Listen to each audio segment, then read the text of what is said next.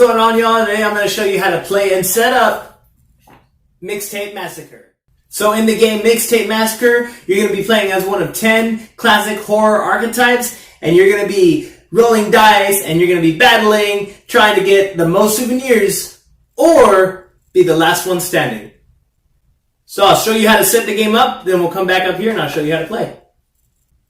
So to set the game up, everybody is going to choose their favorite horror character that they'd like to play as.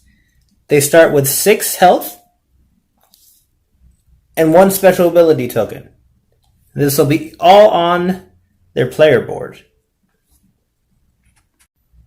You also want to make sure that the dice and souvenir tokens are in reach of all players, as well as the bonus track cards and killer scene dude cards. Then everybody is going to choose a starting location of their choice and place their character on it. Then you want to make sure you put 1 souvenir token in each of the 12 locations.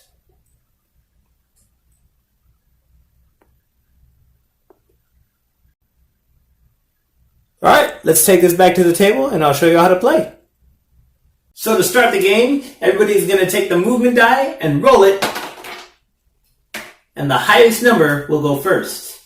On your turn, you're going to take the movement die, you're going to roll it, and you're going to move that number of spaces. So 1, 2, 3, 4. So when you land on one of these bonus track location areas, you're going to grab one of these bonus track cards and read it. Now they can either help you or they can hurt you. So this one says, lose 1 souvenir. So the things you're working so hard to collect a lot of, this card can make you just lose 1 instantly.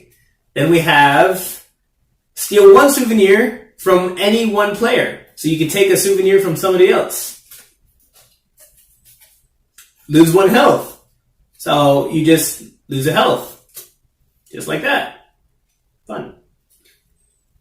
Revive yourself with 1 health. So this is not regaining 1 health. It's reviving yourself with 1 health. So if you were to die, you can come back with 1 life. Getting back to movement, on the board there are these 6 sewer locations. So we have 3 blue and 3 orange. So what they are basically teleporters. So you can pop on one and pop out at the next one of the same color. You can't go from orange to blue or blue to orange.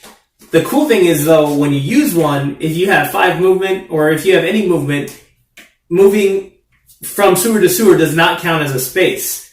So you can have 5 movement and say 1, 2, and then you teleport and then continue outside of it. 3, 4, 5. Now let me tell you about locations and how to get a souvenir. So with locations, you want to try and get on the blue arrows. Those are the entrances. But once you're on the blue arrow, you don't just slide in. You have to have enough to actually move in. So say you're right here and you have 1, you move 1, but that wouldn't put you inside the building. You would need 2 to actually make it inside the building. Once you're inside the building, you can try and get a souvenir. The way you do that is you're going to grab one of the killer scene dude cards and you're going to try and roll for the souvenir. So for this, you're going to try and roll 1 knife and you'll get 1 souvenir. So you would take the dice, roll them, and I got the 1 knife. It's successful. I would get the souvenir, and then you go on a killing spree. So what a killing spree is the die of movement is doubled. So a 4 is an 8, and 6 is 12, and so on. If you were unsuccessful in getting the souvenir, say you rolled and you failed, you would go back to the nearest unoccupied starting area. So you can't go on a starting area where somebody already is. You'd have to choose another one. The best place to get a killing spree is going to be right here in the center, because you could potentially take out all these souvenirs if you're successful enough. Let me go ahead and talk about dice and dice outcomes. So on the dice we have knives, we have fists, and we have pentagrams. So of course when you're rolling, you're trying to roll the number of knives needed to get the souvenir. But if you roll triplets of any kind, they all have their individual outcomes. So if you roll triple knives,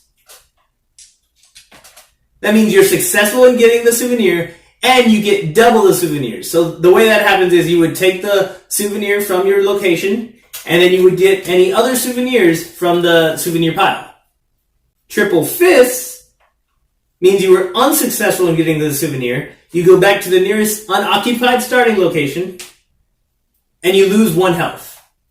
Triple pentagrams means you were successful in getting the souvenir, you get double, and everybody else loses 1 health. Speaking of losing health, let me tell you how you can regain health. If you come over here to the reanimation station, you're able to get 1 health back for every time you land on it. But you have to roll to actually land on it. You can't have 6 movement and say, well, I'm going to stop there because I need a reanimation station. No, you actually have to roll the number to be able to stop on it. Now, it can be a little time consuming because you're not always going to roll perfect the first time. You could roll and have to go all the way to the other end of the board, then all the way back. And everybody else is collecting souvenirs and battling. And you're just over here, hold on guys, let me get that health. Now let's talk about how brawls happen. So if you were right here, and somebody comes over here and they land next to you or in the same space, a brawl starts. So what happens is the person whose turn it is going to roll the dice, and they're looking for knives.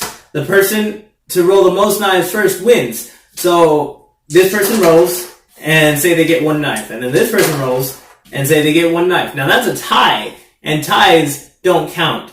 You have to keep rolling until somebody gets the most knives. Now triplets also work on brawls, but they have a different outcome. So triplets of any kind, the loser loses 2 health, 1 souvenir, and they get sent to the nearest unoccupied starting point.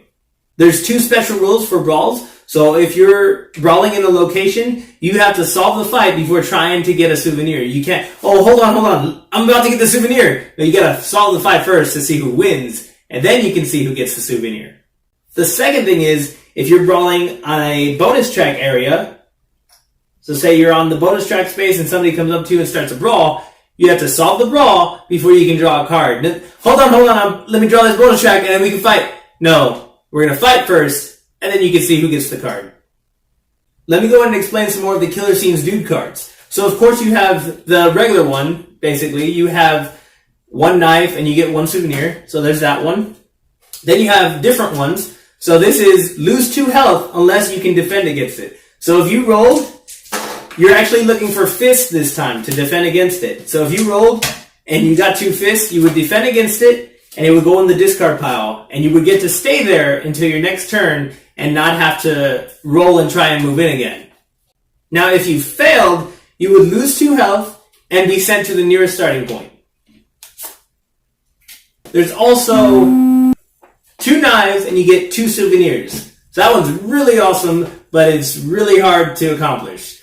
But you do get 2 souvenirs, and again, the way that happens is you would get the one from the location, and then you would get an extra one from the souvenir pile.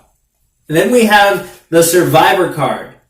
So if you draw this, you're basically trying to fight for all the players in the game, because you're going to try and roll 2 fists and avoid 2 damage. So if you roll and you fail, you take 2 damage and you lose 1 souvenir. And everybody else around the table loses 1 souvenir. If they don't have 1 souvenir, they lose 1 health. So if you remember at the beginning of the video, I talked about special ability tokens. So every player gets 1 of these and they can use it once per game. The special abilities are things like, so Smiley has a special ability where if he loses the brawl, he can say, no, I'm going to use my special ability and I win. And the loser loses 1 health and they get sent to the nearest starting point. Prom Queen's special ability is she can send everybody back to the nearest starting point. So, say like they were all crowding her and they were getting ready to fight and she's like, no, I'm going to use my special ability. Everybody go back to the nearest starting point. Now she can do this anytime she wants, but only once per game. All characters can use their special ability once per game. The Legend special ability says that if you don't feel like you can roll enough knives to get the souvenirs, then you get to just say, you know what, boom, I'm going to use my special ability token and I have enough knives now, those souvenirs are mine. So at the end of the round, or rounds, when all the tokens from the locations are gone,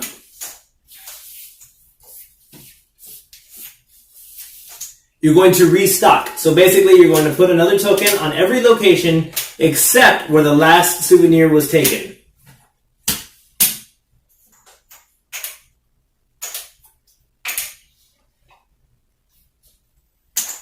you enjoyed watching this video, hit that like button and the subscribe button. Don't forget to ring that bell. I'll be posting more videos soon. Tell me what you thought of this game in the comments. Thanks for watching The Other Board Gamer.